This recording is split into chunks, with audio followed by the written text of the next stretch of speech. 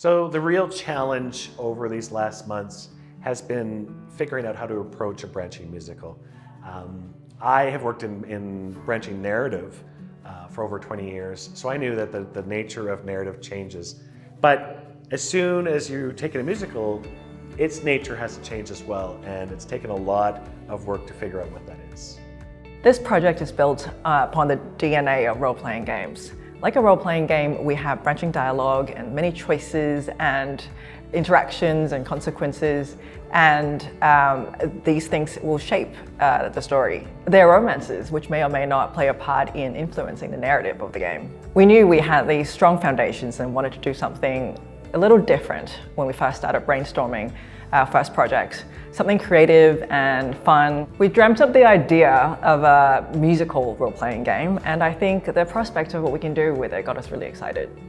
When I first met Liam and David, the idea was to create this, simple, wonderful little interactive musical, and it has exploded beyond the proportions we originally thought, and I'm pretty sure it's actually the most music I've ever written for a game now. Usually producers don't like to spend time and resources on things that maybe 5% of players are actually going to find, but this game is loaded with that kind of content. I've written so much music that honestly, anybody watching this, the odds of them ever finding it is low, but I kind of love that. When we did our initial crowdfunding campaign, we knew that we wanted to do something that was bigger and more ambitious than we suggested initially. And we knew we wanted to partner with somebody who could help bring that to life, who really understood the game, understood the vision for what we were trying to do. And as soon as we started talking to Humble, it was really clear that they were going to be the perfect publishing partner for the game.